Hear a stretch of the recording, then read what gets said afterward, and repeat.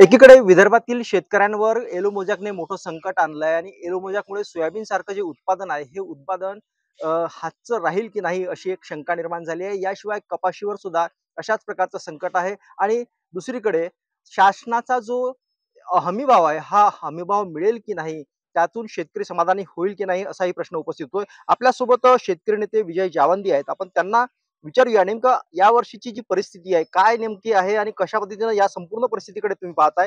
या वर्षीच्या एमएसपी बद्दल काय सांगाल? नाही, मला असं वाटतंय की यावर्षी एकाही खरीपाच्या पिकाला एमएसपी मिळणार नाही, हे सूर्यप्रकाशा इतकं स्पष्ट आहे.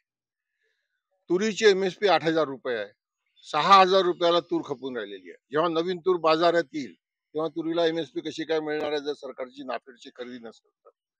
आणि याचं मुख्य कारण काय आहे की जिथून आपण तूर आयात करत होतो तिथेच भाव पडलेले आहेत. ते 10,000 11,000 रुपये तिथे भाव होते म्हणून आपल्याला इथे भाव मिळत होते. आज आपल्याला आफ्रिकेच्या देशामधनं आपण तूर आयात करतो, टांझानियामधनं, मोझांबिकमधनं, मालीवरनं. तिथेच भाव पडलेले, तिथे $425 प्रति टन म्हणजे 10 क्विंटलचा भाव आहे. तो जवळपास 5,000 रुपये क्विंटल होतो. आता इतकी स्वस्त तूर जगात आहे म्हणजे भाव मिळणार नाही. सोयाबीनचे भाव अमेरिकेच्या बाजारात $9 प्रति बुशेल आहे. चीन अमेरिकेचं सोयाबीन घेत नाहीये. चीन ब्राझीलचं सोयाबीन घेत आहे. सगळा अमेरिकेचा माल तिथे पडलेला आहे. ट्रम्प साहेबांना तो आपल्याकडे डंप करायचा आहे. त्यांचं जीएमआय म्हणून आपण आयात करत नाही असं भारत सरकार सांगतं. पण ट्रम्प साहेबांना ती सूट हवी आहे. 3200-3400 रुपयाचं सोयाबीन आलं तर सोयाबीनला भाव कसा मिळणार आहे? सरकारची एमएसपीची खरेदी नाहीये 5,300 रुपयाची. कापसाची हीच परिस्थिती आहे. कापूस 70 ते 80 सेंट 1 पॉइंट रुई म्हणजे जवळपास 50-55 हजार रुपये खंडी हा जगाच्या बाजारातला भाव आहे. आता याच्यावरचा 11% आयात कर काढून टाकला म्हणजे हा कापूस आपल्याकडे 45,000 रुपयापर्यंत येईल खंडीप्रमाणे. या भावातला कापूस आला तर 6,000 ते 7,000 रुपये भाव मिळणार नाही. 8,110 रुपये एमएसपी आहे. आता जे विदर्भातले 3 महत्वाचे पीक आहेत त्यांना एमएसपीच मिळणार नाही, जी परवडणारी नाही. ही मिनिमम सपोर्ट प्राइस आहे. स्वामीनाथनांनी C2+50% म्हटलं म्हणजे याच्यात 30% ऍड करायला पाहिजे खरं म्हणजे, पण जाऊ द्या. मोदीजींनी जे A2FL वर जाहीर केली तीच बाजारात मिळत नाहीये. मी मोदीजींना पत्र लिहिलं, डाळींबद्दल लिहिलं, सोयाबीन बद्दल लिहिलं, आता कापसाबद्दल लिहिलं. उत्तर नाही हो काही त्यांच्याकडनं. तुम्ही पहा मागच्या निवडणुकीत 6,000 रुपयाला सोयाबीन विकत घेऊ म्हणून मोदींनी आश्वासन दिलं. देवेंद्र फडणवीसांनी प्रत्येक सभेत ते सांगितलं. भाजपच्या जाहीरनाम्यामध्ये एमएसपी वर 20% बोनस देऊ म्हणून जाहीर केलं. मग एमएसपी वर 20% बोनस 5,000 रुपयावर म्हणजे 6,000 रुपये होतात. मग कापसालाही तेच पाहिजे, तुरीलाही तेच पाहिजे, सोयाबीनलाही तेच पाहिजे, पण कुठेच नाही येते. आणि अशा परिस्थितीमध्ये 2022 मध्ये शेतकऱ्यांचं उत्पन्न दुप्पट करू असं म्हणणारी मोदीजी आता का बोलत नाही? झालं का उत्पन्न दुप्पट? लाल किल्ल्यावरनं ते म्हणाले, हम किसानों के खिलाफ कोई भी निर्णय नहीं लेंगे, हम किसी के सामने नहीं दबेंगे. स्वामीनाथनांचा 100वा वाढदिवस होता. दिल्लीला मी त्या कार्यक्रमात मी होतो. मोदींचं भाषण मी स्वतः त्या हॉलमध्ये ऐकलं पुसाच्या. तिथे मोदी म्हणतात माझं व्यक्तिगत नुकसान झालं तरी मी कोणापुढे दबणार नाही आणि शेतकऱ्यांना, मछवाऱ्यांना, दूध उत्पादकांना, आदिवासींना सगळ्यांना मी वाचवीन, त्यांच्या विरुद्ध निर्णय घेणार आहे. मग कापसावरचा आयात कर का काढला हो? आणि माझा मुद्दा काय आहे शेतकऱ्याला समजत नाही हो हे, आणि व्यापारी सांगत नाही पूर्णपणे. अहो आयात कर काढला नाही तरी यावर्षी कापसाची आयात जास्त झालेली आहे. मागच्या वर्षी आयात झाली होती 15 लाख खंडी, या वर्षी झाली आतापर्यंत 40 लाख खंडी. आता आयात कर काढून टाकला मग काय होईल हो?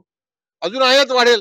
आयात वाढली तर मग कापसाला भाव कसा काय मिळणार आहे? म्हणून मी मोदीजींना विनंती केली की आता जी काही 8,110 रुपये तुम्ही एमएसपी जाहीर केलेली आहे त्यात सगळा कापूस विकत घ्या. मागच्या वर्षी 100 लाख गाठी घेतल्या विकत असं म्हणतात, यावर्षी 300 लाख गाठी घ्या ना विकत. आणि मनमोहन सिंगांनी 2008 मध्ये 2,000चा कापसाचा भाव 3,000 केला होता, सगळा कापूस विकत घेतला होता. मी खोटं असेल तर राजकारणात समाजकारणात निवृत्त होऊन जाईल, पण का करत नाही असं? आणि 300 लाख गाठी जर यांनी विकत घेतला नाही ना तर संपूर्ण देशातल्या शेतकऱ्यांचे 15,000 कोटी रुपयाची लूट होणार आहे. दुसरीकडे सोयाबीन प्रमाणेच कापसाचं उत्पादन सुद्धा कमी होण्याची शक्यता वर्तवण्यात येते आहे. यावर्षी सोयाबीनच्या बाबतीत येलो मोजॅक जो रोग आलेला आहे त्यानं शेतकरी डबघाईस आलेला आहे. कापसाच्या बाबतीत हो, कापसाचा पेराच कमी झालेला पहिले. सोयाबीनचाही पेरा मध्य प्रदेश सगळीकडे कमी झालेला आहे. आणि आता नैसर्गिक संकट आहे. काही भागात तर अतिवृष्टी आहे. अतिवृष्टीने सुद्धा उत्पादन कमी होणार आहे. पंजाबमध्ये तर धानाचं पीक गेलं म्हणतात 4 लाख हेक्टरवरचं. उत्पादन कमी आणि भावही कमी. मी सतत सांगतोय की 91 नंतर जागतिकीकरणाचा सगळ्यात मोठा फटका शेतकऱ्यांना काय बसलेला आहे. तर तुम्ही जसं म्हणता ना की यावर्षी उत्पादन कमी आहे. जागतिकीकरणानंतर तुम्ही पहा, पहिले असं होतं आमच्या देशामध्ये की उत्पादन कमी झालं तर बाजारात भाव वाढायचे. आता काय झालेलं आहे, जागतिकीकरणामुळे उत्पादन कमी झालं तरी भाव वाढत नाही, कारण जगात स्वस्त आहे, तो आयात करून सरकार भाव पडतं. आमच्या शहरातल्या लोकांना खूप सुखी होतं. मी सुद्धा आज 100 रुपयाची तुरीची डाळ विकत घेतोय, जी 180 रुपये होती 6 महिन्यापूर्वी. शहरी लोकांना खुश झालं, पण मेला कोण हो? आम्ही त्याचा विचारच करत नाही. आणि आज जे भाव वाढलेले आहेत, हे भाव वाढलेले नसतात हो. 200 रुपये 150 रुपये किलो तुरीची डाळ महाग नाही आहे. रुपयाची किंमतच कमी झालेली आहे ना. अहो 1,05,000 रुपये तोळं सोनं झालेलं आहे. 1970 साली मी शेती सुरू केली. 180 रुपये क्विंटल कापूस विकला होता आणि 180-200 रुपये तोळं सोनं होतं. माझ्या गावातल्या मास्तराचा पगार 90 रुपये महिना होता आणि तो आपल्या 1.5 महिन्याच्या पगारात तोळभर सोनं घेऊ शकत होता. माझ्या शेतात काम करणाऱ्या शेतमजुराची मजुरी ही 80 रुपये महिना होती. तोही आपल्या 2 महिन्याच्या पगारात 1 तोळं सोनं विकत घेऊ शकत होता. कुठे चाललो आम्ही हो? अहो रुपयाचं अवमूल्यन झालेलं आहे. त्याच्यामुळे वस्तूंचे भाव वाढणं हे अपरिहार्य आहे. ती भाव वाढ नाही. जसं शेअर मार्केटमध्ये वाढलं तर म्हणतात करेक्शन झालं, तसं ते करेक्शन आहे. पण आम्ही काय करतोय, गरिबांना धान्य स्वस्त देण्याच्या नावावर धान्य उत्पादकांना गरीब ठेवतो आहे. हे मी मनमोहन सिंग यांनाही विचारलं होतं आणि आज मोदीजींनाही तुमच्या माध्यमातून विचारतो. शेतकरी कर्जमाफीची प्रतीक्षा करतोय. काय हो? अहो कर्जमाफी व्हायलाच पाहिजे. जर एमएसपी मिळत नाही तर शेतकऱ्यांनी कर्ज परत कसं करायचं? तुम्हाला आठवण करून देतो, 2006 ला मनमोहन सिंग माझ्या गावात आले होते. मी त्यांना तेव्हाही म्हटलं होतं की एकदा कर्जमाफीची गरज आहे. आम्हाला वारंवार कर्जमाफी नको. कर्जमाफी करा आणि आम्हाला शेतीमालाला योग्य किंमत द्या. कर्ज परत करण्याची ताकद द्या. आम्हाला वारंवार नको कर्जमाफी. तुम्ही अंबानी, अडाणी मोठमोठ्या उद्योगपतींचे कर्ज माफ करता.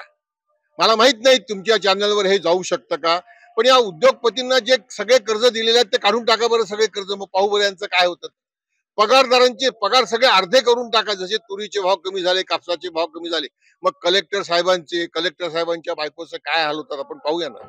करा ना साहेब. असं मी बोलत नाही, ज्योतिबा फुल्यांनी म्हटलेलं आहे साहेब, पण ज्योतिबा फुल्यांचं नाव घेऊन फक्त राजकारण करतात, त्यांचं अर्थकारण समजून लागत नाही. ज्योतिबा फुल्यांनी शेतकऱ्यांच्या आसूडच्या प्रकरण 3चं पहिलं वाक्य म्हटलेलं आहे, गोरा इंग्रज सरकारने सरकारी कामगारांचे पगार वाढवून शेतकऱ्यांवर नाना प्रकारचे कर्ज लावून शेतकऱ्यांना अट्टल कर्जबाजारी केले आहे. 47 नंतर आमच्या देशात काय चाललेलं हो? पहिलं वेतन, दुसरं वेतन, तिसरं वेतन, 4थं, 5वं, 6वं, 7वं आणि आता 2026 मध्ये 8वं. पण शेतकऱ्यांकरता जे पहिलं आयोग आलं स्वामीनाथनांचं, त्याची सुद्धा आम्ही इज्जत करत नाही. त्यांना भारतरत्न देऊन टाकला, ढोल वाजवणं सुरू करून टाकलं. बस कसं होणार आहे हो ग्रामनाथाचं? कर्जमाफी सोबतच शेतकऱ्याला एमएसपी ची गरज आहे आणि एमएसपी जर मिळाली तर शेतकऱ्याला पुढे कर्जमाफी सुद्धा नकोय, अशा पद्धतीचं एकूण वक्तव्य या ठिकाणी शेतकरी नेते विजय जावंदे यांनी केलंय. एकनाथ चौधरी, एबीपी माझा, वर्धा.